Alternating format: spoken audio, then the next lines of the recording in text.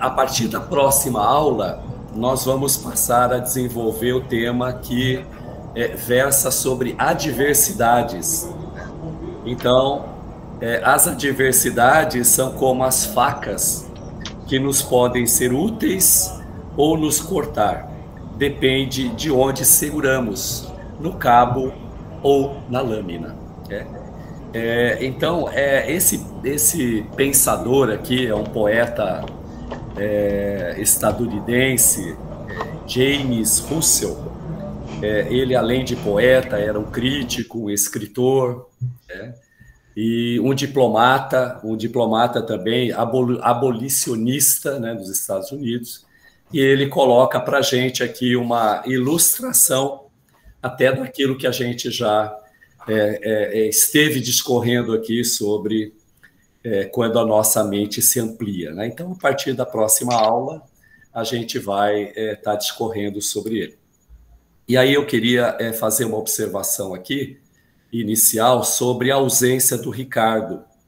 Então, ele está internado, ele está bem, ele internou para fazer alguns exames em função de uma descompensação cardíaca. Isso não é novo, ele já convive com o problema, e, enfim, ele está,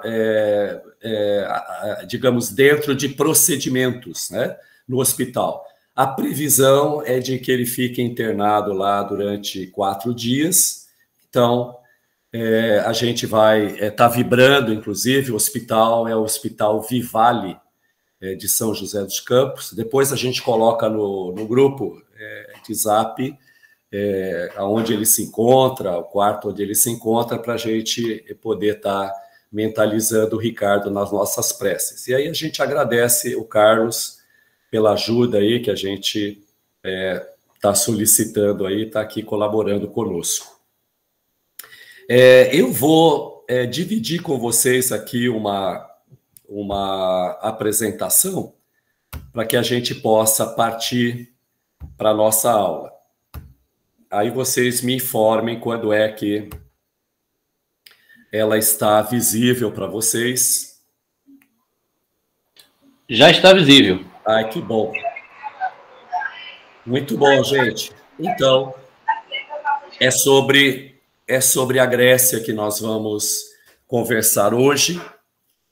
Como está aí, é Grécia Antiga, né? Sobre a Grécia Antiga que nós vamos estar falando. E quando falamos de Grécia Antiga, nós estamos contemplando aí um período que vai do século 20 antes de Cristo até o século 1 antes de Cristo. E nós não estamos falando de nações unificadas, nós estamos falando de cidades, né? Um aglomerado de cidades que compartilham a mesma língua, compartilham muito da cultura, muito dos costumes, da economia, da vida social, da religião, principalmente, da religião politeísta, né? A religião grega antiga é politeísta, e algumas leis, né? As leis, nós vamos perceber no estudo de hoje que elas vão se alterar dependente da cidade-estado que a gente estiver falando, né? Então, a nossa reflexão de hoje, e essa reflexão que dá início ao capítulo, ela tem como finalidade nos provocar, nos despertar para o conteúdo da aula.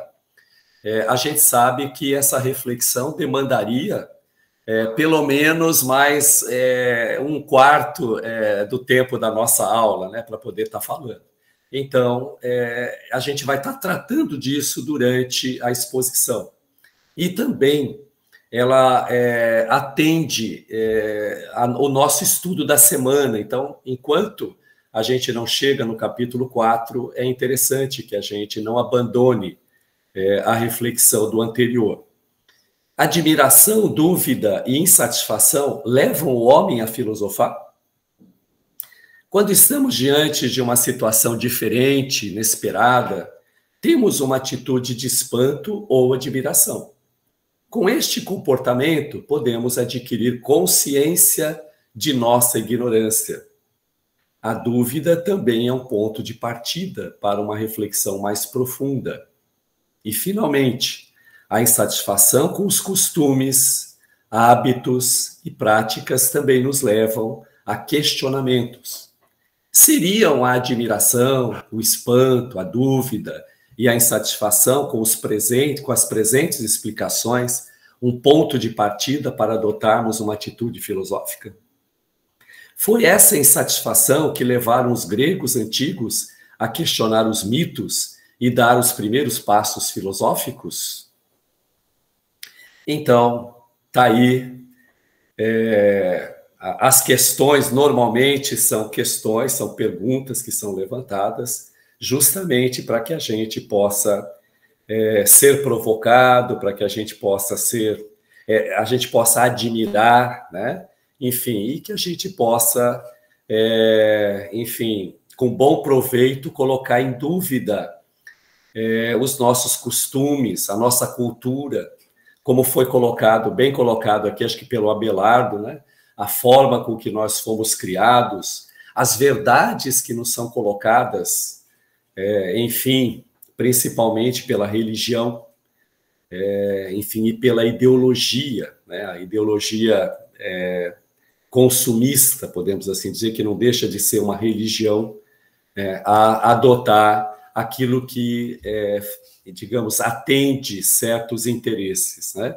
Então, que a gente possa estar levando isso em consideração e a gente possa estudar aqui esse berço da civilização ocidental, né? Então, nós adotamos, né? Quer dizer, a gente assimilou praticamente tudo aquilo que os gregos formaram e construíram e legaram para a posteridade, a ciência, a arte, né? E disso que nós estamos falando aqui, principalmente a filosofia, acredita-se que tenha o seu nascedouro na Grécia, né? Enfim, então é isso que nós vamos estar trabalhando aqui através desses slides que nós elaboramos aqui. Aonde localiza-se, ou aonde localizava-se toda a Grécia Antiga, né? Aqui a gente tem um mapa, né, um recorte do mapa lá do século VIII. A gente vai ver que no século VIII, né, a gente praticamente está vivendo aí do período arcaico para o período clássico já, né? Enfim, então a gente tem todo o entorno do mar Jônico, todo o entorno do mar Mediterrâneo e do mar Egeu, toda a Grécia, toda esse aglomerado, como nós colocamos, de cidades gregas, né? A gente vai ter ela no continente, né? A Grécia continental, que estaria ali na península, ao sul da península itálica. Nós temos a peninsular, que é todo esse conjunto de ilhas, né? Principalmente do mar Egeu, a Grécia insular e também a Grécia asiática, né? A gente vai ver que houve essa expansão principalmente com o domínio macedônio. Então, quando a Grécia foi dominada pelo Império Macedônio, de Filipe e do Alexandre, enfim, a gente pôde ver essa migração, né? A gente pôde ver essas diásporas, né? Primeira, segunda diáspora, que contemplaram, inclusive, o continente asiático, tá? E a gente tem aqui a civilização creto-micênica, que é também chamada de pré-homérico, porque antecede o período homérico, onde a gente tem as migrações dessa civilização indo-europeia. A gente tem povos que ficavam ali na região da onde é a Turquia hoje, né? Que vieram aqui em busca de terras férteis, em busca de sobrevivência, e se instalaram principalmente na cidade de Micenas, né? Por isso a gente chama de civilização creto-micênica. Então, a gente tem os aqueus, primeiramente, são os primeiros que se acredita terem chegado nessa região, em torno lá de 2000 a.C. Eles formaram essa sociedade com o desenvolvimento, né, da cidade de Micenas com a ilha de Creta. Então, havia lá uma comunidade já palaciana, né, em desenvolvimento, acredita-se, inclusive, ou tem-se indícios de que havia, inclusive, um avanço significativo em Creta, na ilha de Creta. Eu vou só retornar aqui e vocês vão ver que Creta está aqui bem, praticamente no centro do slide. Então, esse palácio de Knossos, né, que já detinha indícios de uma cultura um tanto avançada. Inclusive, há indícios da mulher ter uma importância dentro da sociedade, quer dizer, a mulher ser um ser social, né, que a gente vai ver aqui, a gente não tem nem depois disso. Então, esse é o período que contempla o pré-homérico, que vai até o século XII. E do século XII até o século VIII, né, a gente tem o período homérico. Então, ele é atribuído ao poeta Homero, que, enfim, escreve Ilíada e a Odisseia, né? Então, a gente tem, antes de Homero, a famosa Batalha de Troia, a Guerra de Troia, né? A mais famosa das guerras, né, entre os gregos, principalmente espartanos, né, com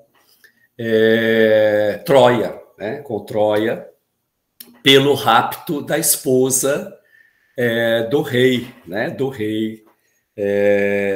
Agora me fugiu o nome dele, né? A gente pode talvez... Menelau. A gente lembra aí da composição do Ney Matogrosso e a gente já consegue lembrar da Helena de Troia e do Menelau. Então, isso provocou, foi a principal causa dessa guerra, né? Enfim, e o Homero vai relatar a aventura do Ulisses, que é o principal herói dessa aventura, quando ele vai, de forma toda descoordenada, né, em busca de libertar a princesa do jugo do príncipe, o príncipe Paris, lá de Troia, né? E a Odisseia é justamente a história da volta de Ulisses, né? Então, a gente tem registrado, né, na história esses poemas que, enfim, muita gente até duvida da existência, mas fica aí o registro, né? Depois, o período arcaico, do século VIII até o século VI, a gente tem aí uma grande expansão, né? Até em função das necessidades da procura de recursos, né?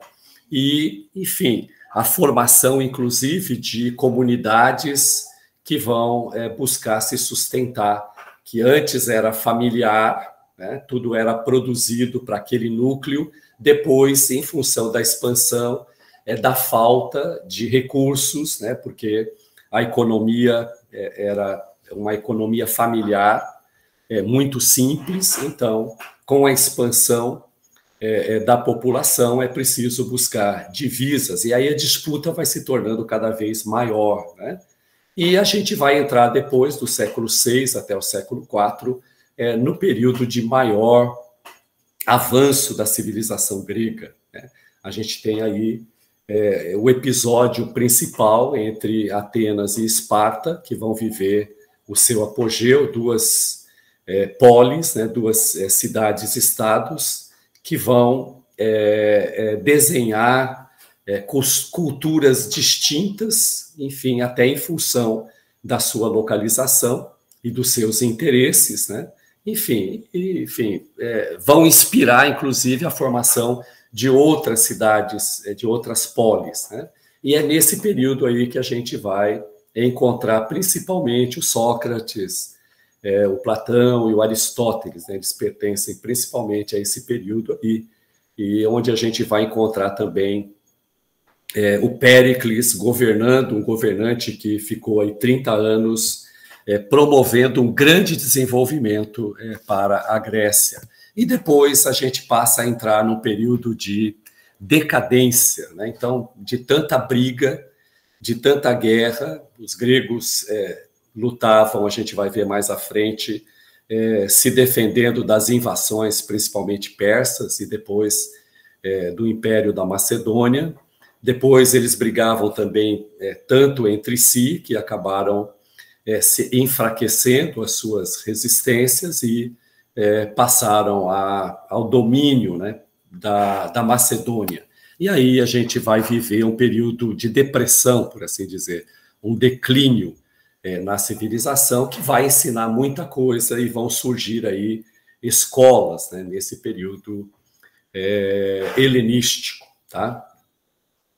É o mesmo mapa, é um recorte, né? É um recorte daquele anterior, onde a gente tem a ilustração dessa imigração indo-europeia, né? Então, essa civilização indo-europeia, os filólogos que estudam as línguas, eles acreditam que, enfim, era sociedades, né, civilizações que compartilhavam a mesma língua, tá? Então, eles vêm ali da Ásia Menor e vão se instalar nessa região do entorno dos mares, né, como nós já colocamos. Então, primeiro, os jônios, eles vêm lá dos estepes europeus, então, terras secas, pouco produtivas, então, eles vêm em busca de enfim, sobrevivência, principalmente, né? Eles que vão formar essa primeira civilização aí creto-micênica, né?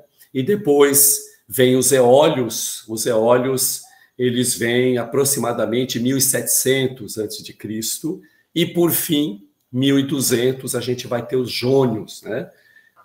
Uma civilização bastante aguerrida. Eles eram em menor número, mas eles já dominavam, enfim, tecnologia que permitiam que eles tivessem muito mais recursos bélicos. Então, mesmo em minoria, eles acabam dominando, né, aqueles povos que já ali estavam, enfim, e depois vão criar cidades, né, vão formar cidades, principalmente Esparta, né, que a gente vai ter, digamos assim, de cunho bastante belicoso, né? Então, aqui a gente pode ver Atenas, a localização de Atenas, a localização de Esparta, de Micenas, que deu origem a tudo isso, Tebas, né, e Troia, né, lá em cima, como a gente colocou na atual Turquia. Bem, Ilha de Creta, né? Então, ilustrando aquilo que seria a primeira diáspora, né? A primeira diáspora grega. Tá? Então, a gente vai ver aqui essa civilização, digamos assim, sendo obrigada a abandonar a sua vida, né, relativamente tranquila, e buscar novos rumos. Tá? Então, a gente pode entender que essa primeira diáspora é provocada principalmente aí nos idos de 1000. Consta que em 1000, aproximadamente, os dóricos chegaram em 1200. Ela no primeiro milênio antes de Cristo, que vai haver, digamos, toda essa invasão dórica e as civilizações existentes eles vão ter que abandonar a sua região, e isso vai provocar a formação de novas cidades, né? Inclusive cidades que hoje a gente tem na Alemanha, né? A região da Alemanha, da França, tudo isso, as cidades que lá estão hoje, elas tiveram origem a partir dessas diásporas, a partir dessas migrações. Aqui, uma curiosidade, né? Então, o mito do Minotauro, ele fazia parte da cultura grega e era uma explicação que os gregos davam, né, para, digamos, a libertação da Grécia. Então, havia lá o domínio desse Minotauro que exigia sacrifícios, principalmente das jovens gregas, né? E aí a gente vai ter o Teseu, né, um herói grego que vai, com a ajuda de uma assistente do Minotauro, adentrar o labirinto onde ele habitava e vai destruir esse monstro, né, aquele que subjugava a nação grega. Então, digamos, é uma explicação que os gregos encontravam, pura religião aí, né? Quer dizer, o mito, na verdade, depois ele se traduz em religião, para poder dar conta de explicar aquilo que eles enfrentavam, aquilo que eles, enfim, compartilhavam, né, no mundo. Quer dizer, para entender tudo isso, era assim que eles davam explicação. Gente, é uma aula um tanto até histórica, né? Tá tudo bem até aqui?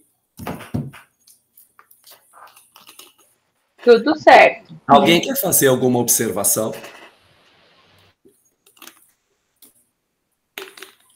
Estou só anotando, porque eu faltei nas aulas de história, geografia, eu sempre faltei. Eu vou de matemática, mas história e geografia eu sei que eu não sei.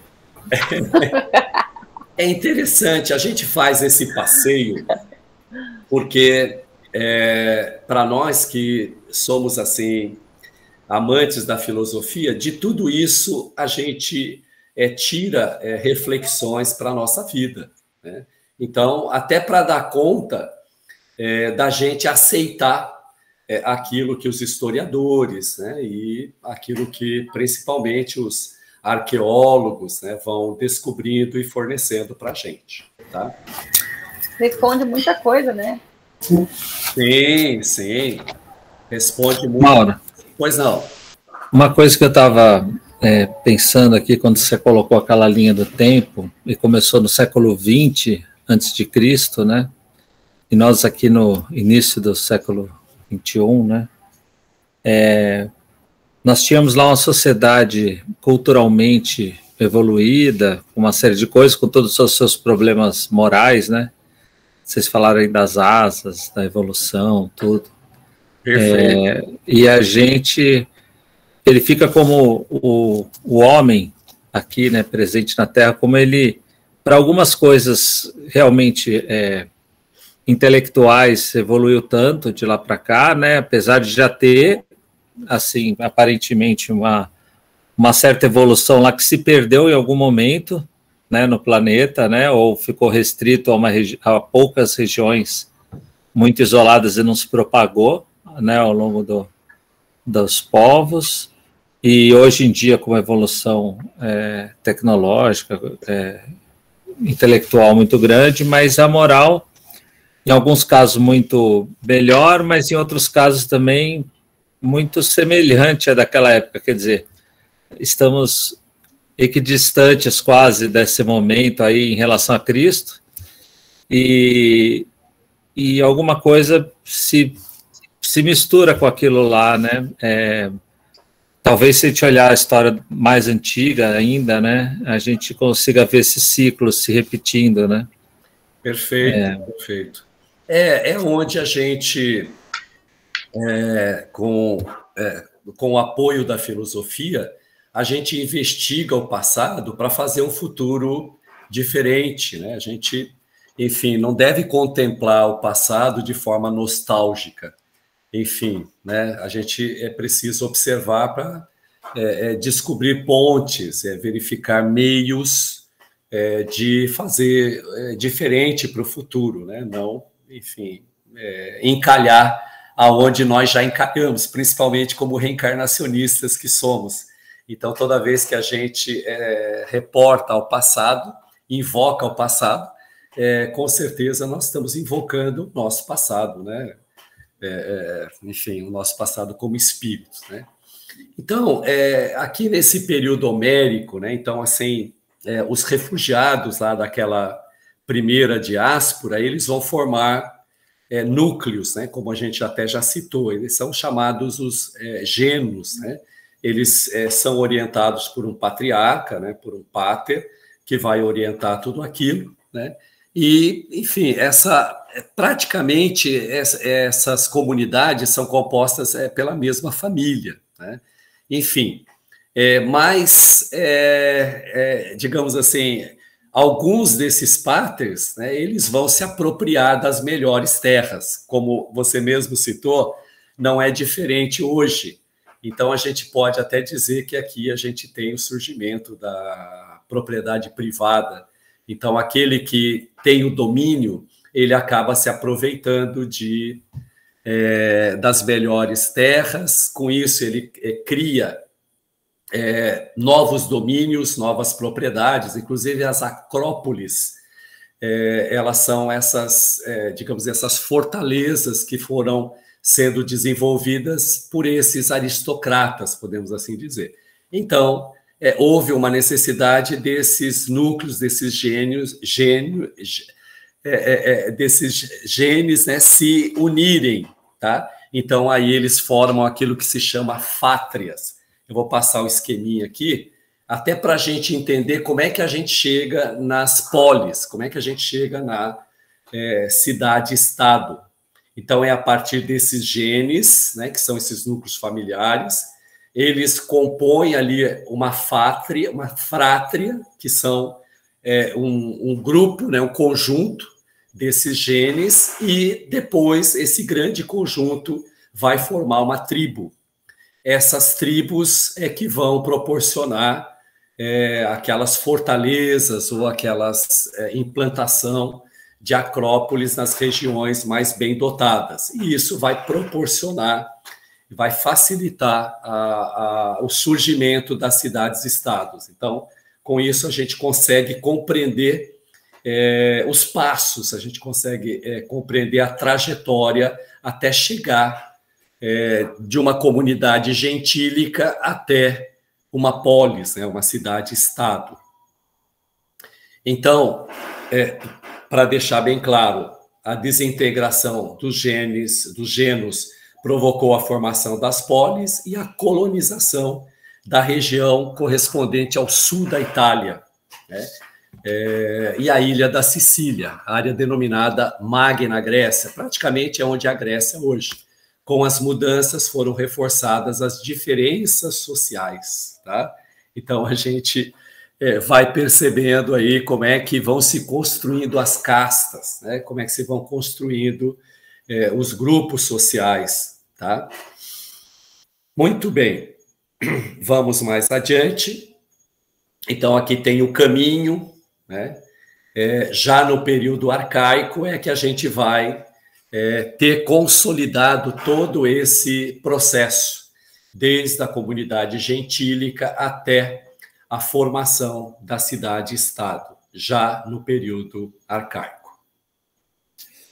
Deixa eu ver se tem aqui alguma coisinha para mim que eu tenha esquecido.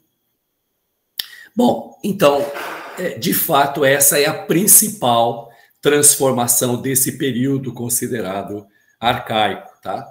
Então, aqui a gente tem alguma informação, né, sobre essa cidade-estado, essa polis, tá?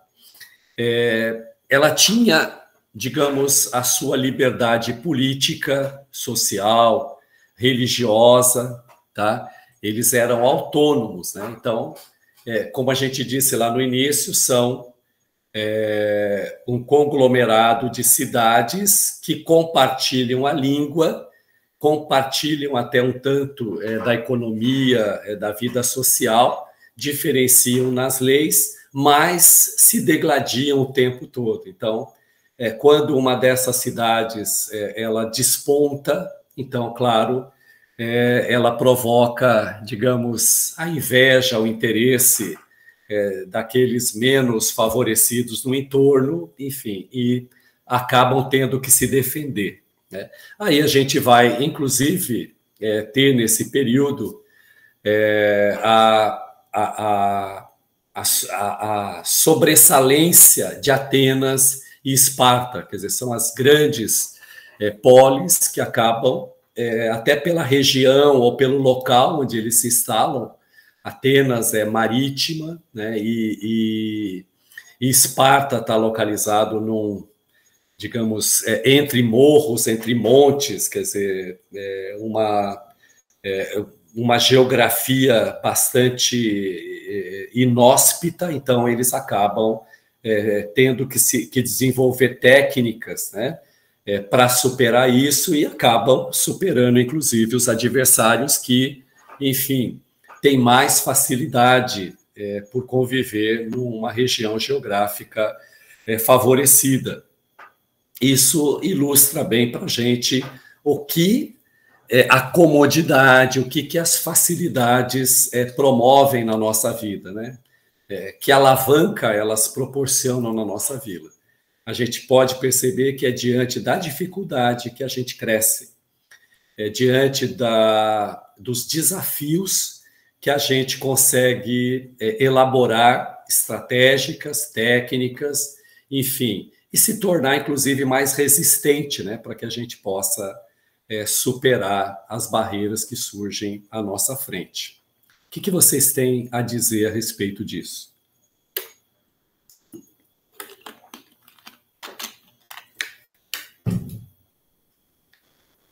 Se vocês não têm nada a dizer, eu prossigo.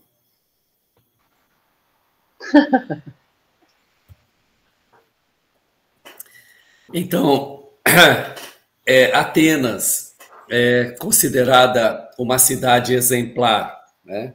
Enfim, eles desenvolveram as artes, eles desenvolveram uma cultura exemplar, tá? E com isso acreditavam que a vida social seria feliz, traria felicidade. Então, a gente vê aí o nascimento da chamada democracia. Então, a gente tem o exemplo e a ilustração da democracia ateniense, né? É claro que nessa democracia só tem lugar cidadãos, homens, né, do gênero masculino. Enfim, as mulheres não têm autonomia dentro dessa democracia. Tem-se escravos dentro dessa democracia, enfim, é aquilo que a gente tem para a época, né?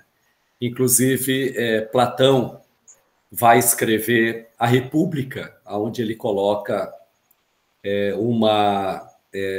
uma sociedade ideal, uma polis, uma cidade-estado ideal. É isso que ele vai tratar principalmente, acho que no capítulo 10 da República. E lá, na democracia de Platão, está presente o escravo, né? Só que no modelo que o Platão descreve, e que é interessante para nós, assim, para nossa reflexão, o Estado ele é responsável pela paideia, chamada paideia grega, que é a formação do jovem grego. E essa formação, a mãe entrega ao jovem em determinado estágio do seu desenvolvimento ao Estado, e o Estado vai propor a esse jovem condições para que ele possa escolher dentro da sociedade aquilo que ele vai ser, né? Então, eu vejo assim bastante interessante essa visão, porque daria igualdade, né, para uma sociedade oportunizar os seus jovens a optarem por aquilo que eles desejam, né? Por exemplo, alguém de origem humilde teria condições do Estado para alcançar o mesmo que alguém assoberbado de recursos, enfim, alcançaria, né? Então, fica aí, digamos, essa reflexão para nós, né? Eu chamo a atenção aqui, a gente tem aqui Atenas, né? E bem pertinho a gente tem Corinto, tá? Corinto tem uma importância muito grande aqui, inclusive quando quando surge o desentendimento entre Esparta e Atenas, Corinto tem, digamos assim, um papel importante, né? Ele, digamos, é o motivo de tudo isso. E mais que isso, a gente tem aí a cidade onde Paulo elaborou, né? Quer dizer, edificou uma igreja e, enfim, se correspondeu com ela. Então, a gente vai, quando estuda as cartas paulinas, né, as epístolas paulinas, a gente pode entender que Paulo esteve nesse ambiente, né, esteve viajando por aqui. Democracia ateniense, então, participação de cidadãos atenienses, então, tinha que ser adulto, filho de pai e mãe ateniense, que correspondiam à minoria, né? Pois eram excluídos os estrangeiros, escravos e mulheres, como a gente citou anteriormente, né? E aqui, uma outra curiosidade é que a gente ouve muito falar-se em ostracismo, né? Então, é daqui que vem esse termo ostracismo. Então, enfim, as assembleias que eram formadas de cidadãos atenienses, quando eles tinham alguém que não correspondia aos anseios, ou alguém que, enfim, não era pessoa não grata dentro da sociedade, todos os, digamos, os pertencentes ao parlamento, eles recebiam uns pedaços de cerâmica e eles eram convidados a colocar ali a sua opinião, né, a respeito daquele que era o condenado. Então, digamos, quem perdeu cai fora, né? Esse é o ostracismo que muitas vezes hoje a gente ouve, tem dúvida do que seja ou como surgiu. É mais uma prova de que tudo que nós herdamos é grego, praticamente tudo que nós vivemos é grego. Esparta, né? Então, a Esparta, aqui a gente tem Atenas, como a gente citou anteriormente, então perto, está na Ática ali, e a cidade de Esparta, localizada aqui, enfim, a oeste, né, de Atenas, dentro do Peloponeso aqui, dessa cadeia, né, de cidades peloponesas. As características de Esparta característica de austeridade, né? Então, um espírito cívico militar muito grande, é uma submissão total do indivíduo para o Estado. Então, sociedade conservadora, patriarcal, aristocrática, guerreira, né? Eugênica, isso, enfim, o espartano, ele não admitia, né, cidadãos considerados defeituosos, né? Então, a criança que nascesse com uma necessidade especial, essa era alijada da sociedade. Então, eles eram adeptos do eugenismo, né? Então, aquilo que apregua uma raça perfeita, uma raça pura, tá? as crianças espartanas ficavam com as mães até os 7 anos. A partir dos 7 anos, o Estado requisitava essas crianças e os meninos, né? E as meninas também, até as meninas eram treinadas para a guerra. E os meninos passavam por, enfim, dificuldades muito grandes, quer dizer, experiências e muito dolorosas, enfim, tinham que enfrentar adversidades tremendas para a sua formação. Por isso que eles tinham tanto poderio bélico, né, quando eles confrontavam com outras, diante do confronto com outras nações. E até os 18 anos, essa criança era educada militarmente, tá?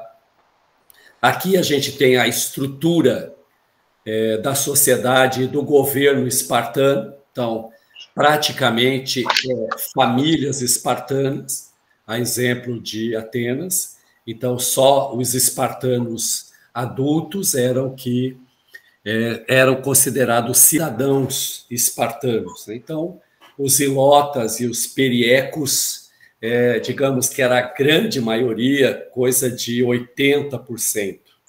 Tá? Espartano mesmo, acredita-se que eram somente 5% da população, né? Enfim, a grande maioria vivia à margem, tá? E a estrutura tinha um governo, era uma diarquia interessante, 2 governantes, aí havia um conselho. Esses governantes, eles tinham 5 éforos, vamos considerar assim, ministros, né? 5 ministros que auxiliavam no governo. E era a Assembleia dos Cidadãos Espartanos que elegia esses ministros, esses governantes. Tá? E o conselho, que era a Gerúsia, que era o conselho de anciões, que também era através do voto popular. Tá? E os habitantes da periferia, eles eram obrigados, né, a estar servindo como escravos ou serviço militar, principalmente, ou escravos, que estava sob a égide do governo. Tá? E os dominados também se adotava transformá-los em escravos. Isso também válido para Atenas. Tá? E aqui a gente vê até um certo antagonismo, né, entre a democracia ateniense e o militarismo espartano. Né? Então, enquanto a gente vê que em Atenas havia o mestre do instrumento, né? Havia um mestre da música, da citara, a incentivar o jovem a se formar, por isso que se chama paideia grega, porque é um conjunto de ensinos para formação do cidadão. Havia o gramático, né? Enfim, e o pedagogo para dar orientação ao aluno. Ele tinha toda essa estrutura para, enfim, atuar dentro da democracia grega, né? E enquanto que Esparta, aquilo que nós já citamos, o jovem, aos 7 anos, ele já era conduzido para uma educação estritamente militar, né? Estritamente conservadora. Interessante que a gente vê hoje os vários tipos de educação formais que formam o indivíduo, a educação científica, a iniciação científica, a gente vê aqui muito similar ao modelo ateniense, e a educação militar a gente vê muito similar à espartana. Né? Até hoje a gente ainda se depara com acidentes no treinamento militar, inclusive letal, acidentes letais, mas anteriormente, décadas atrás, era muito mais grave isso dentro da formação militar. De novo, enfim, a sociedade ocidental é grega. Muito bem, então está aí essa, digamos assim, essa contradição ou essa colocação diametralmente opostas entre Atenas e Esparta, né? Aí a gente vai viver o período clássico. Então, nesse período aqui, a gente tem, enfim, uma movimentação, né, e a existência das guerras médicas, chamadas guerras médicas, né? Eu vou citar aqui aquilo que, muito rapidamente, só para a gente ter noção de como isso, aqui, a correspondência dessas guerras, tá? Os gregos, enfim, eles estão se defendendo praticamente dos persas, né? Quer dizer, o Império Persa, vindo da Ásia, quer dominar essa região, que é desenvolvida, essa região, enfim, é fértil e produtiva, né? Então, se defendem do imperialismo persa. A batalha em Maratona, e a gente pode observar aqui, tá? Dentro desse índice que define as cores, essa batalha de Maratona, a gente tem uma vitória dos gregos, tá? Na de Termópolis, o exército espartano que vai ser derrotado pelo Xerxes. Isso a gente tem um ícone praticamente assim na história, né? A gente tem a batalha de Salamínia, é uma batalha naval, os persas vão ser derrotados, tá? E a batalha de Pleteia, o Xerxes, que havia dominado anteriormente, agora é derrotado, tá? Depois há uma chamada Paz de Simon, que não consta aqui, mas é um tratado que se dá depois desses 30 anos de guerra aí, né, desse período de intriga, onde as nações se juntam. Então, a gente vê aqui as cidades-estados que são adversárias, né, num período de calmaria, eles até se juntam em ligas para poder defender o território do inimigo, tá? Depois que isso passa, a gente vai acabar vivendo principalmente a Batalha do Peloponeso, que vão ser guerras caseiras, né, entre as cidades-estado. Isso é que vai enfraquecer as cidades gregas e vão acabar sendo dominadas pela Macedônia, né? Então, é nesse período aqui que a gente vê assim um desabrochar da cultura, o teatro principalmente, né? As artes, né? As artes, a gente vê o surgimento aí das Olimpíadas, tá? Acredito que tenha surgido aí lá por 700 antes de Cristo, acho que 729 é a data dos primeiros Jogos Olímpicos, né?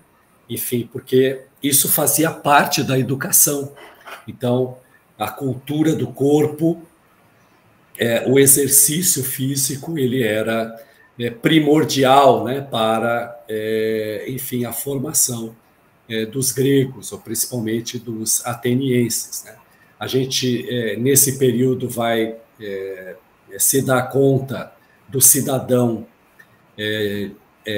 defendendo suas ideias em praça pública. Então, ele próprio era formado para se defender, né, em praça pública. A gente vê um desenvolvimento muito grande aí da geometria, da aritmética, que, claro, foi importada da Ásia, mas depois se desenvolve aqui, e Aqui a gente pode lembrar, por exemplo, de Pitágoras, a gente pode lembrar de Tales, né, que contribuíram mesmo vivendo um pouco antes desse período clássico aqui, porque eles são anteriores a Sócrates, eles são pré-socráticos. Alguma observação, gente? Dá para a gente sentir o nascimento da filosofia aqui, nesse conglomerado de cidades-estado? Dá para a gente considerar a filosofia como um fato grego?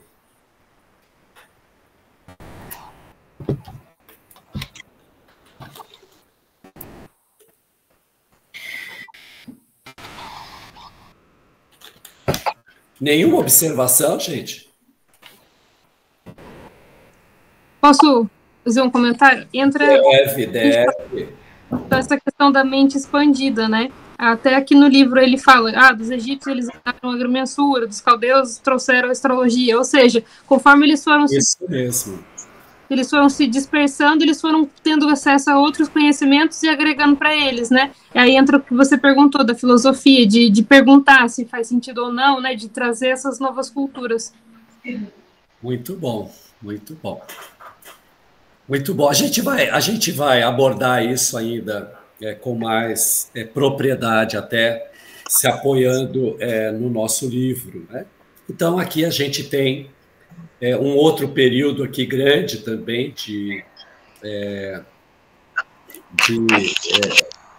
animosidade, né, entre os gregos, entre as cidades. Vão se formar confederações, como nós já citamos, né, e cidades se juntam a outras para poder guerrear, né? E principalmente a guerra também que marcou aqui entre Esparta e Atenas, que a gente citou lá atrás, o papel de Corinto é que, de fato, o estopim era uma adversidade de Atenas com a polis de Corinto, e Esparta era aliada de Corinto. Então, ela acabou tomando as dores e, enfim, acabou entrando nessa guerra aí, né? Nessas campanhas, tanto atenienses como espartanas. E o que a gente pode observar na ilustração é que isso acaba expandindo e favorecendo a formação de novas cidades, né? Que vão se expandindo no mundo de então. A gente pode observar aqui a formação ou a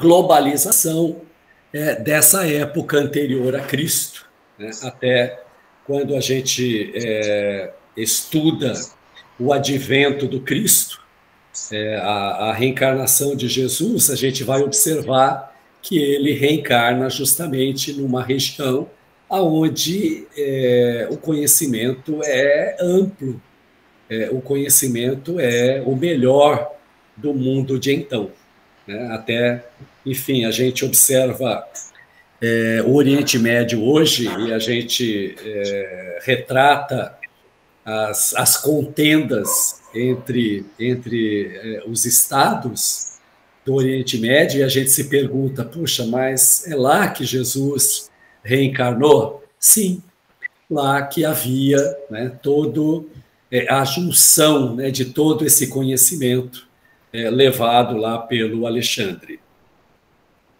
Bem, como a gente citou, após esse período clássico, né, todo esse enfraquecimento, essa dispersão, a gente vai entrar num período, né, caracterizado pela invasão da Grécia. Então, todo esse enfraquecimento vai permitir que o Império Macedônio possa dominá-los, né, por assim dizer. Então, a gente vai ter aí outras batalhas, inclusive, aqui a gente vai ter o Sócrates, né? O Sócrates participando de algumas dessas batalhas aí. defendendo, né, o seu Estado. Bom, aqui nesse período, a gente vai ver surgir algumas escolas. A gente está vivendo um período pós-Aristóteles. A gente tem que Aristóteles foi o último grande filósofo desse período. Depois dele, vai demorar para surgir um outro nome de peso, assim, de relevância dentro do cenário da história. O que vai dominar são justamente essas escolas, o hedonismo, o ceticismo, o cinismo, o estoicismo, que a gente vai estudar aqui, que praticamente é o resgate do platonismo. Basicamente, é o resgate do platonismo, e depois vai surgir esse movimento, que é o neoplatonismo, que a gente vai estudar, mas tudo em decorrência dessa depressão, enfim, no cidadão grego. Ele se viu dominado, quer dizer, possuidor de uma grande riqueza, de um grande império, de uma grande cultura, e mesmo assim dominado. E ele vai propor a busca da felicidade. Então, a gente vai ter aqui justamente esse período onde essas escolas vão trabalhar ao seu entendimento o que é a felicidade e como conquistar a felicidade. É chamado de período ético, esse período aqui, digamos, do domínio grego, né? Então, as cidades vão ser dominadas por outros impérios e é chamado o período helenístico. Esse mapa, ele vai retratar o Império do Alexandre, né? Então, a gente tem aí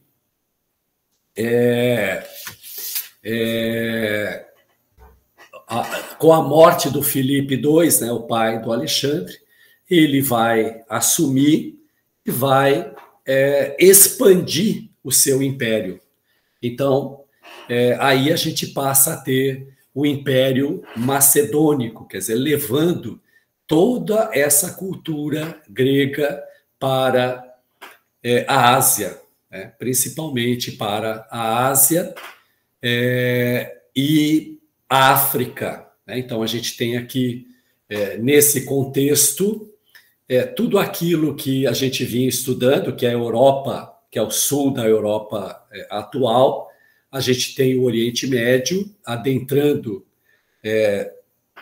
na Ásia Maior e tem o norte da África aqui desenhado. E o Alexandre vai promover toda essa expansão. Então, aonde ele constrói e domina, né, ele finca ali a cultura, quer dizer, ele tem um interesse grande, apesar do domínio, digamos assim, material, né, ele também tem um interesse muito grande pela construção da cultura. Daí também a gente encontrar muitas cidades denominadas Alexandria, quer dizer, então muitas ele homenageou com o seu nome, tá? Chamo a atenção aqui para essa região, principalmente do Oriente Médio, onde a gente tem ali Damasco, Jerusalém, mais acima Belém e tantos outros, né, nessa região que a gente marcou, para a gente se lembrar enfim, ter em mente aonde Jesus reencarnou. Aonde Jesus reencarnou, formou ali seguidores, formou ali seus discípulos, que puderam depois percorrer esse mesmo caminho que o Império Grego construiu e o Alexandre ajudou a expandir, para divulgar esse novo conhecimento que ele trazia, essa nova pedagogia, podemos assim dizer, que ele trazia, para aliar com todo o conhecimento que os gregos haviam construído, né? Então, nós vamos mais à frente um pouquinho para justamente alencar um fator que ainda é muito discutido, ou foi muito discutido entre os historiadores da cultura grega, né? Justamente para definir se de fato a filosofia é eminentemente grega, genuinamente grega, podemos assim dizer, ou se ela também herdou da Ásia, enfim, elementos, né? E a conclusão que se chega, eu vou até adiantar um pouquinho aqui, né?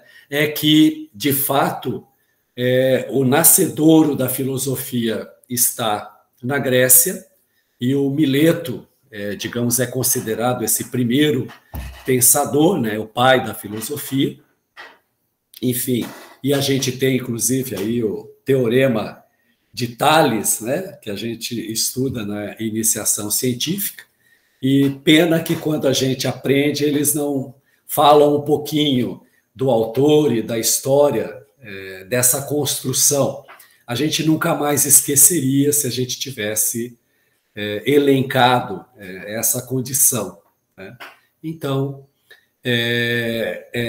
também conclui que, de fato, ela adotou, né? Ela também se apoiou em muito da filosofia oriental, né? Quando a gente fala da Ásia, então, esse hemisfério oriental, ele contribuiu bastante para a filosofia. Aqui, junto com o Tales, que é lá de Mileto, é outra cidade que chama a atenção da gente, que estuda o Novo Testamento, principalmente, né?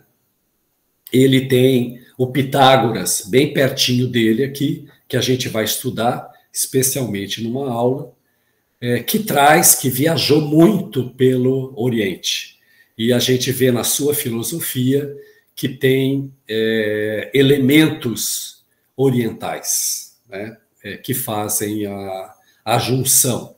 Mas esse modo de pensar, esse modo de refletir, esse modo racional de encadear ideias, enfim, é grego, né? Quer dizer, ele praticamente não tem enigmas, tá? A própria religião grega, que era politeísta, né, antropomórfica, então ela criava os seus deuses, né, para poder dar explicação para tudo isso. Ela tinha lá no Paternon o seu templo, e a pitonisa, ela ficava lá à disposição. Se o jovem ou se o cidadão grego tinha alguma dúvida naquilo que ele pretendia fazer, ele podia consultar a pitonisa, mas só que ela passava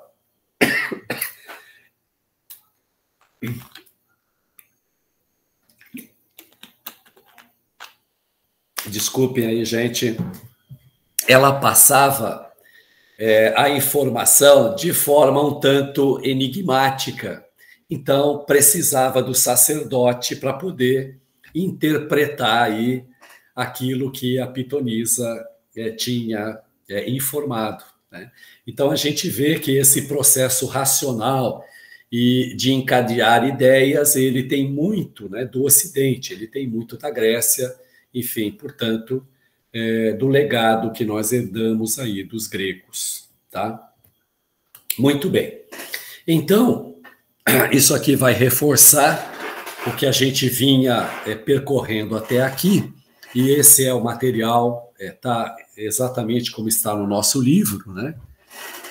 Que os cientistas que estudam isso, eles concluíram o seguinte: de certa forma, os gregos retiraram os aspectos apavorantes dos deuses, chegando a humanizá-los, né? Então, aquilo que se tinha, enfim, de forma até assustadora, né? Aquilo que provocava medo, né?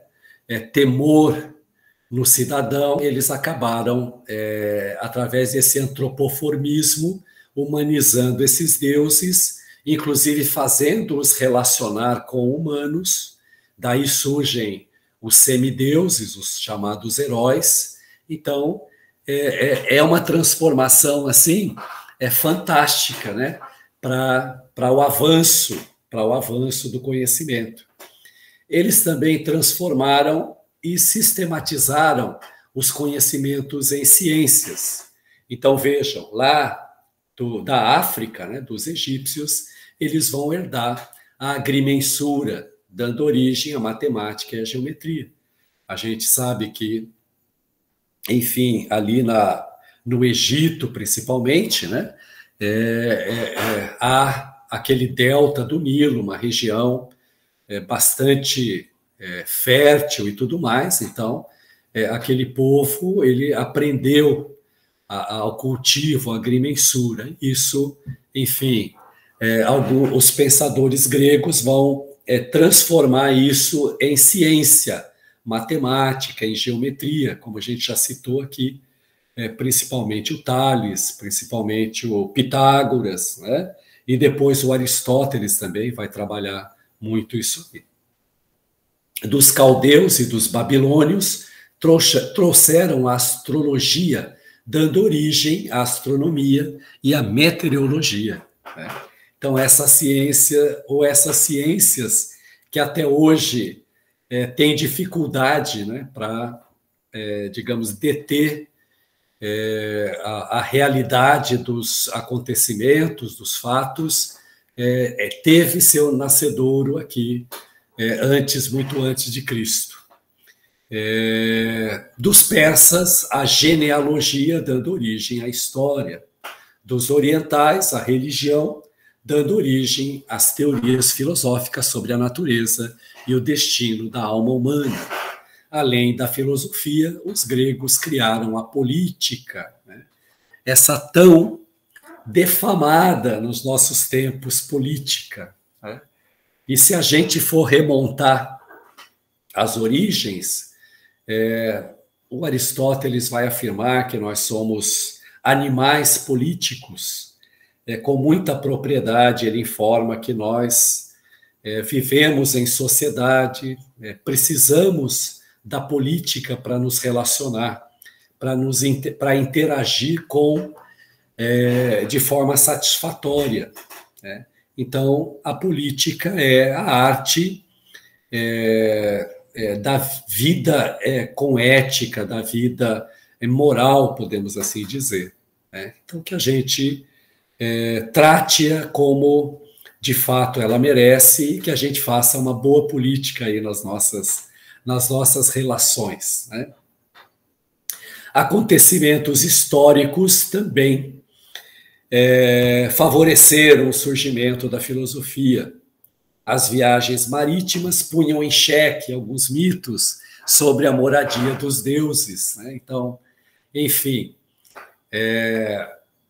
o Olimpo, onde era tido como a residência dos deuses, enfim, um dia foi atingido, quer dizer, conseguiram chegar ao Olimpo, conseguiram verificar que, de fato, enfim, lá não tinha nenhuma moradia de deuses. Então, aí perceberam que eles precisavam pensar numa outra alternativa para dar explicação para o mundo, como o mundo é, como as coisas são, enfim, como a existência se dá. Os conhecimentos foram transformados e sistematizados, dando origem às ciências, né?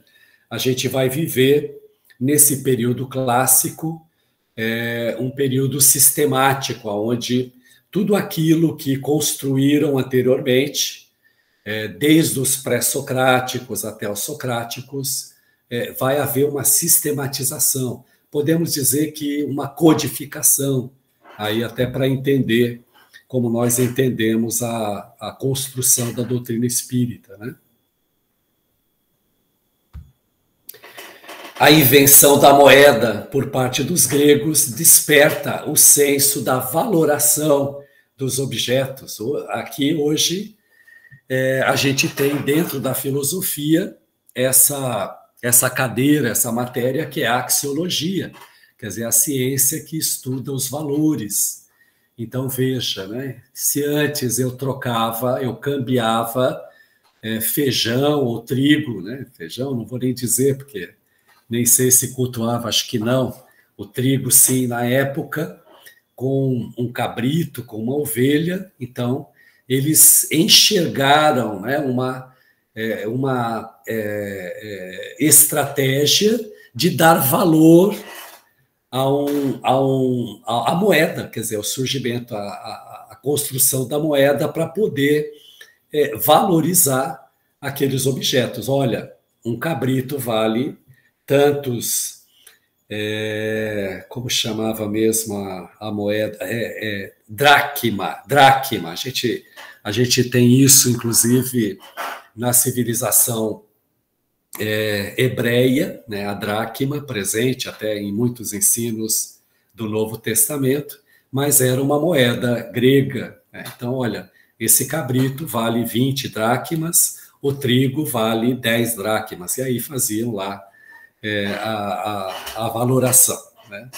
O surgimento da vida urbana com o deslocamento do poder da mão de um para vários, né? Então, enfim, essa centralização, inclusive, né, que a gente vê até hoje que ela é existente nas nossas civilizações modernas, contemporâneas, onde há, enfim, um deslocamento, né, digamos, da vida rural, da vida urbana, ou melhor, da vida rural para a vida urbana. A invenção da escrita alfabética, trocando o símbolo por um conjunto de letras, né? Então, veja,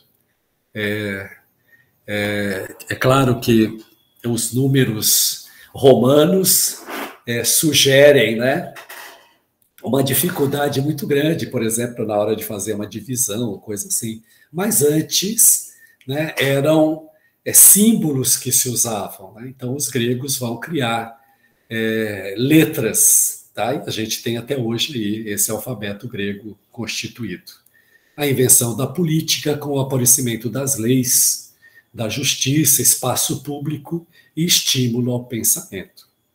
É pouco, gente? Não. Não é pouco, né? Não é pouco. Algum comentário?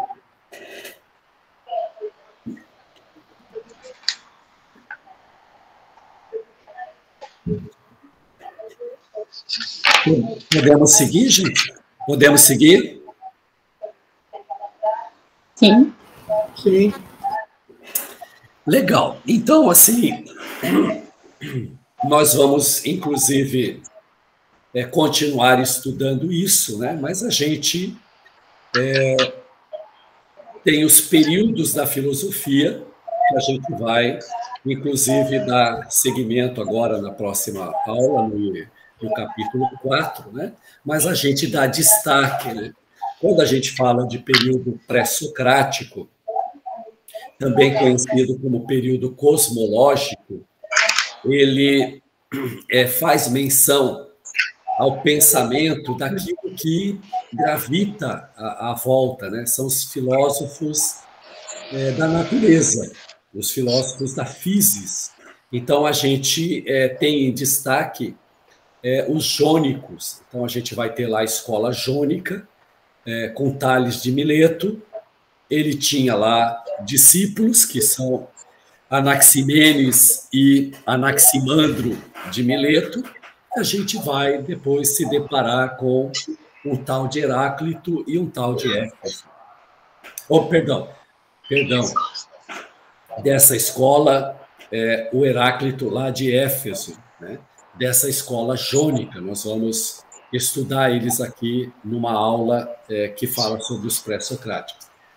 A escola itálica, então, o Pitágoras, que era lá de Samos, o Filolau, de Crotona, e o Arquitas, de Tarento, compunham aí as ideias dessa escola itálica. A escola eleata, que vem o Parmênides, de Eleia, e o Zenon, de Eleia. Esse Zenon, discípulo do Parmênides. E a gente vai ver aí uma dialética, né, um confronto de ideias aí entre o Heráclito e o Parmênides, que vai ensinar muito para a gente. E a gente tem a escola atômica, a escola da pluralidade, com o Leucipo de Mileto e o Demócrito de Abdera. Então, a gente vai ver que essa ideia de átomo é vinda daqui, inclusive de antecessores do Sócrates, do período socrático, né, lá no século VI. No período socrático, a gente dá destaque para o Sócrates, por isso socráticos, e os sofistas. Então,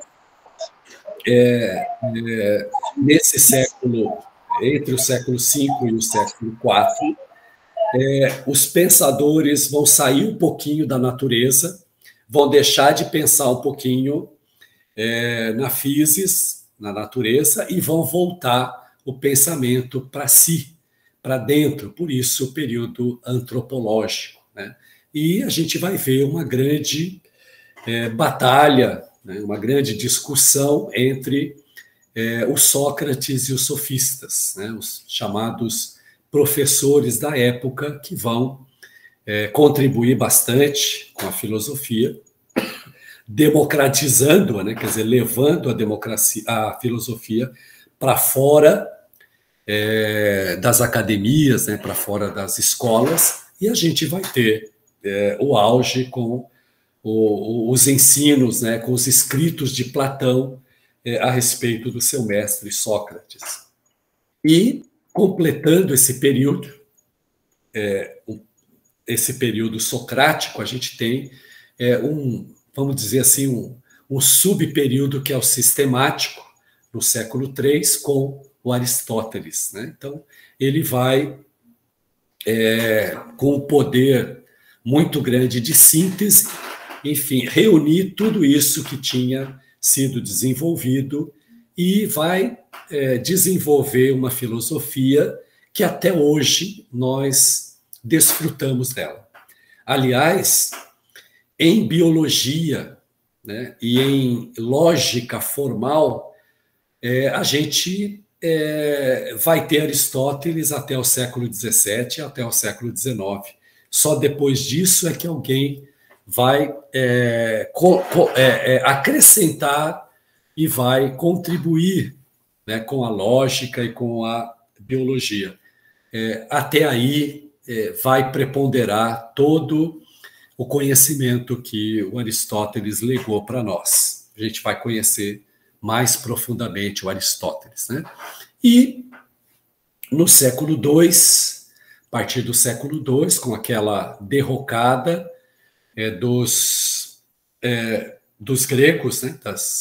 Com o domínio macedônio, a gente vai ver surgir essas escolas que nós já vimos anteriormente, aí, os hedonistas, vamos ver o que eles pensavam, os cínicos, que a gente vai ver que não tem nada a ver com o conceito que nós damos hoje de cínico, os estoicos, os epicúreos, os céticos e os neoplatônicos, tá?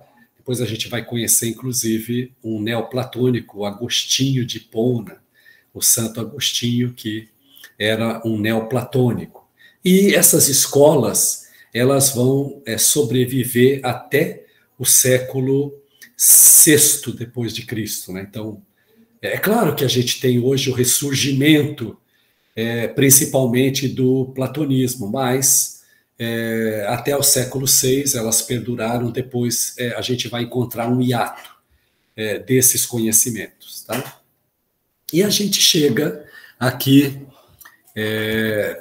para fazer uma conclusão, e a gente, claro, não tem dúvida que é uma conclusão desse capítulo, e não com esgotamento do assunto, porque a gente viu que percorreu enfim, 2000 anos praticamente, né? Um pouquinho mais para chegar até aqui, e a gente tem algumas reflexões, além daquelas que a gente já citou anteriormente. Os gregos, né, já se preocupavam com a existência da alma humana, sua origem e seu destino. Será que eles se preocupavam? Né? E, enfim, a proposta nossa é afirmativa. A proposta da aula é afirmativa. A gente pode afirmar que sim, né? Porque desde que a gente se deu conta, tomou consciência da nossa existência, a gente já passou a se preocupar com isso.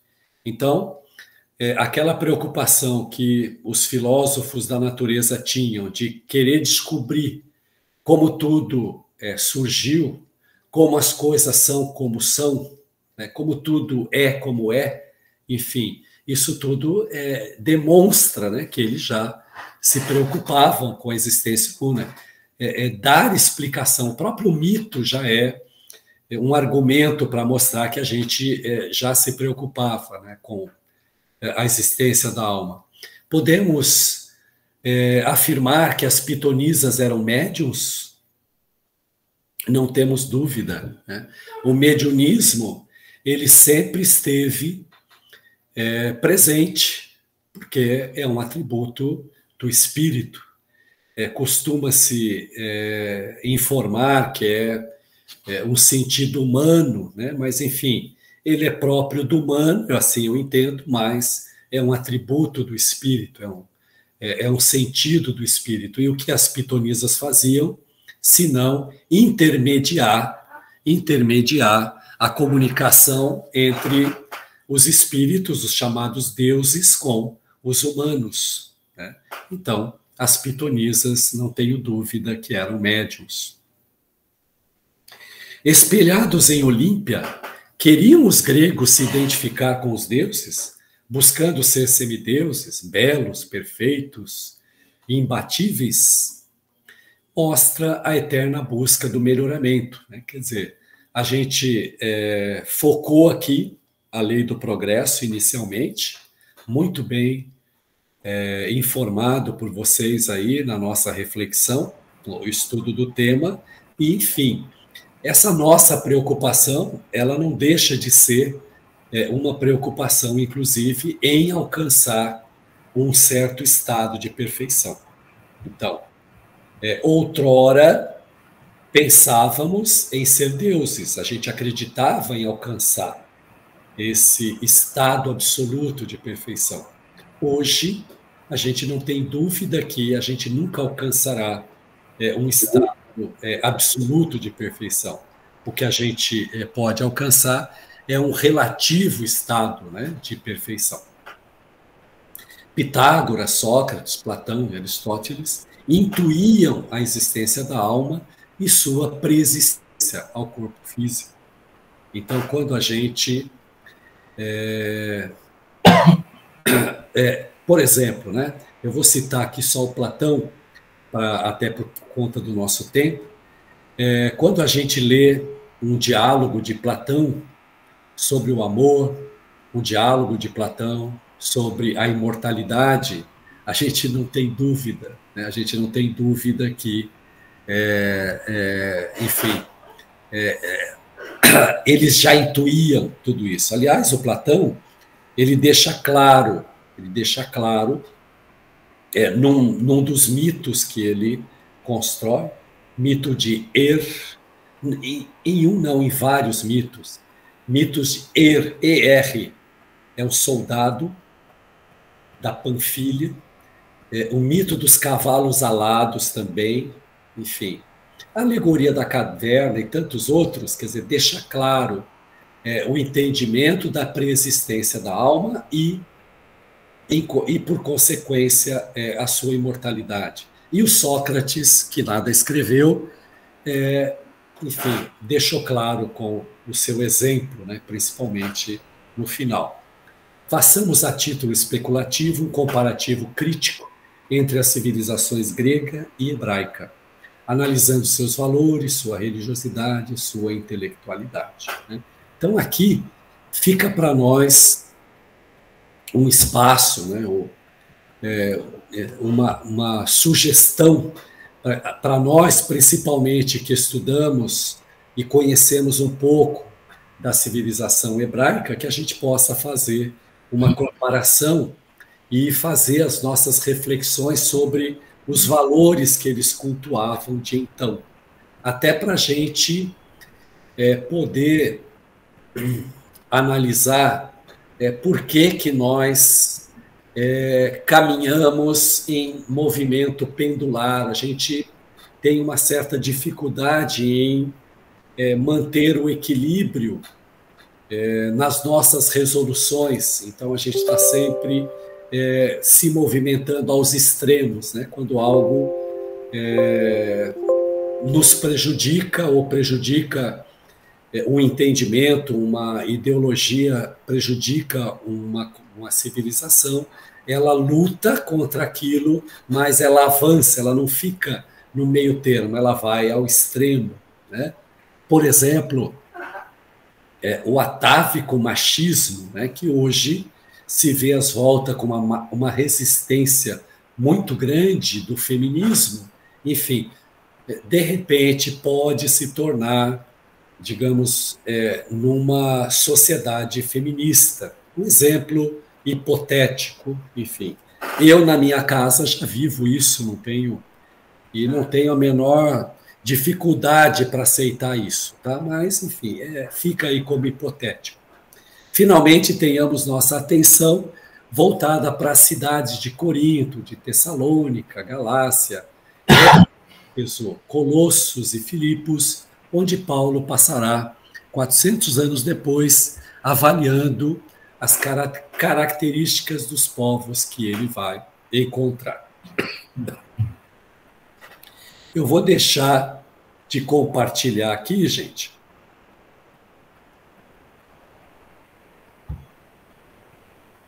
Voltando aqui. Opa, já tem gente levantando a mão, que bom. Que bom, porque eu já não estou aguentando mais falar.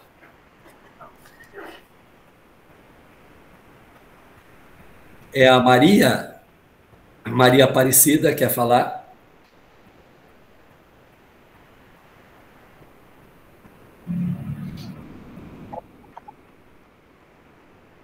É a Maria Aparecida Couto. O microfone está fechado. Ah, desculpa, eu levantei antes de você começar a aula sobre a felicidade, você não viu. Perdão. Não, sem problema. Mas eu amei todo o conteúdo que você explicou até agora. Não tenho dúvida nenhuma. Muito obrigada, viu? Eu que agradeço aí a paciência e a compreensão de vocês.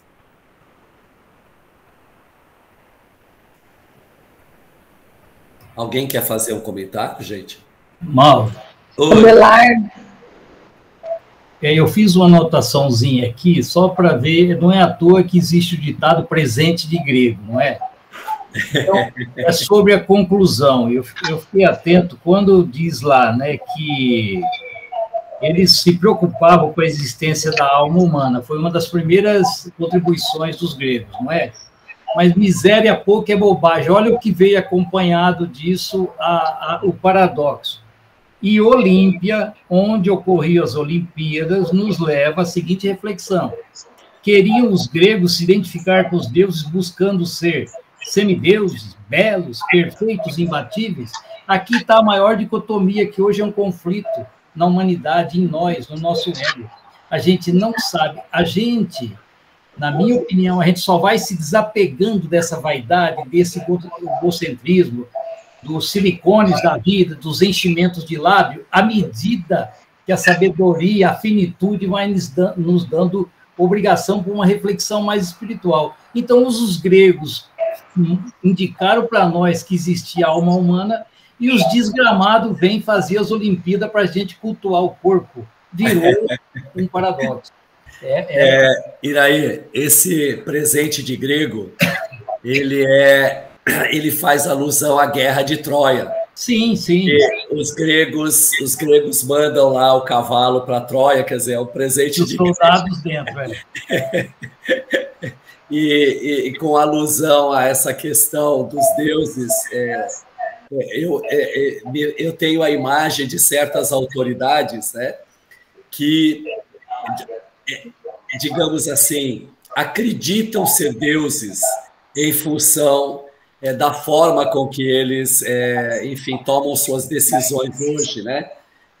Mas também eu tenho certeza que tem alguns que têm certeza que são deuses. É muito complicado. Mas tem um viés também indevido aqui nesse mesmo texto, quando fala que é a lei do progresso.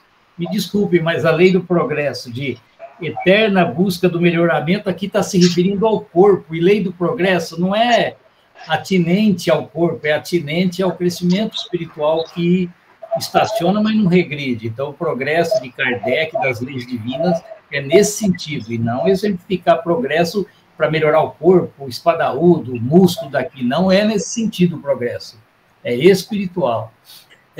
A gente não pode perder de vista a imagem lá do Emmanuel, né? A gente progride intelectualmente, materialmente, mas deve progredir também moralmente.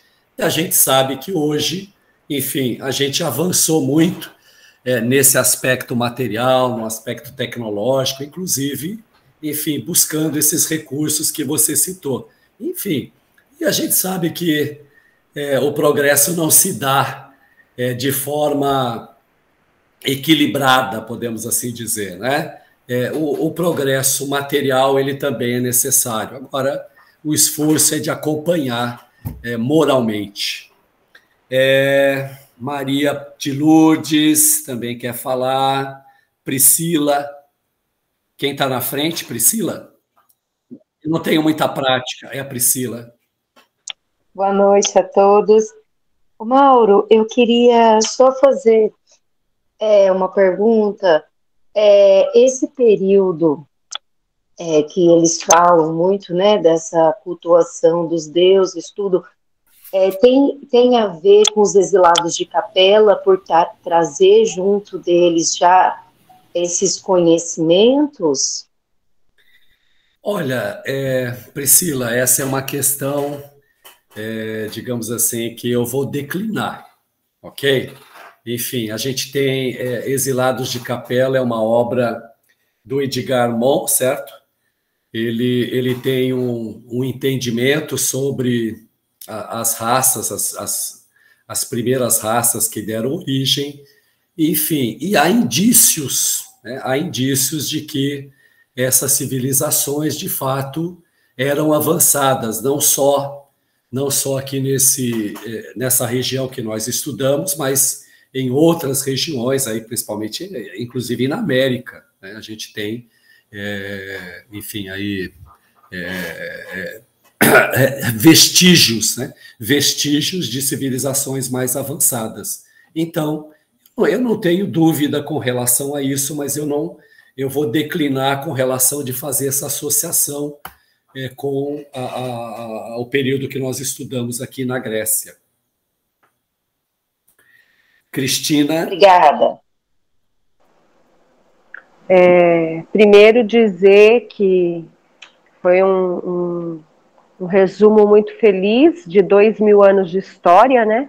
Muito difícil, numa aula de 1 hora, contemplar tantos detalhes da cultura grega, né?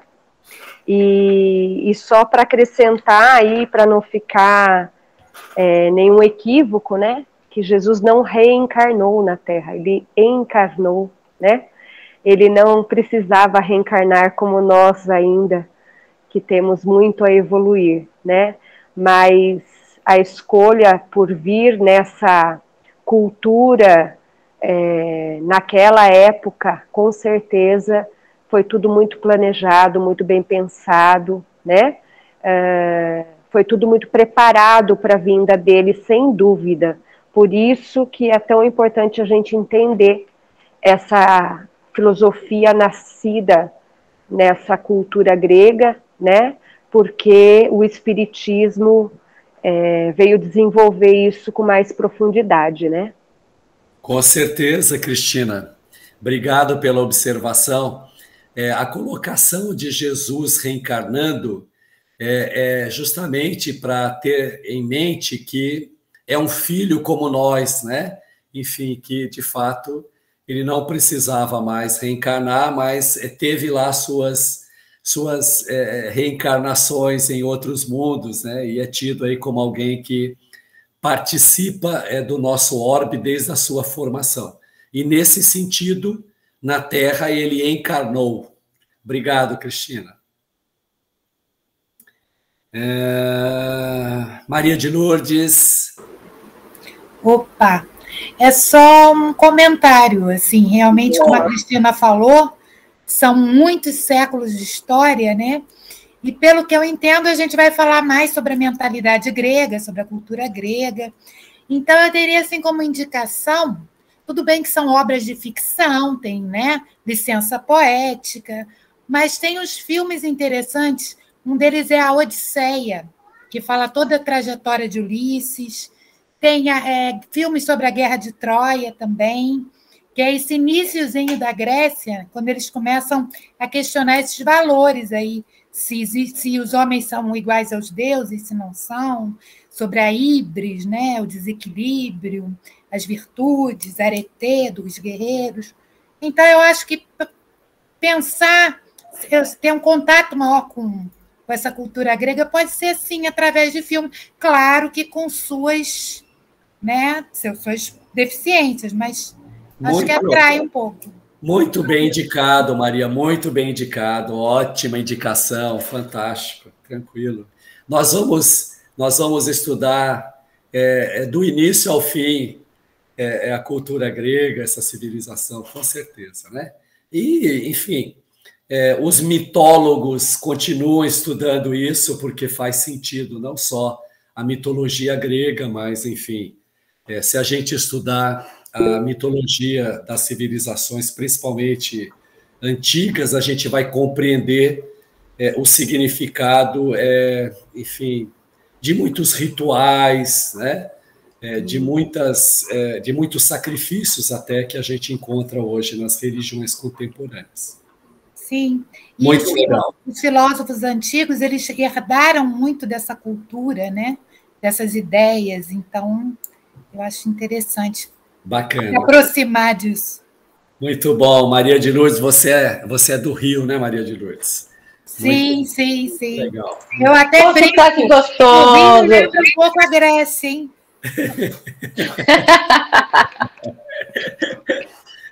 Muito bom, gente. Que bom. Carlos, você quer fazer alguma observação?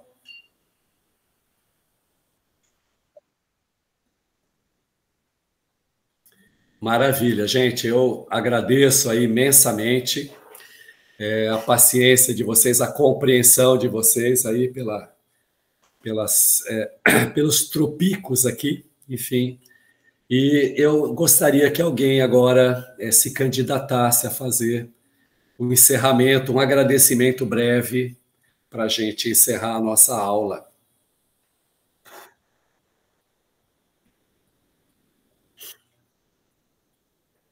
Eu sei que numa comunidade de pessoas educadas é difícil, né, de alguém tomar a frente. Dizem que duas pessoas educadas não passam na mesma porta, mas, enfim.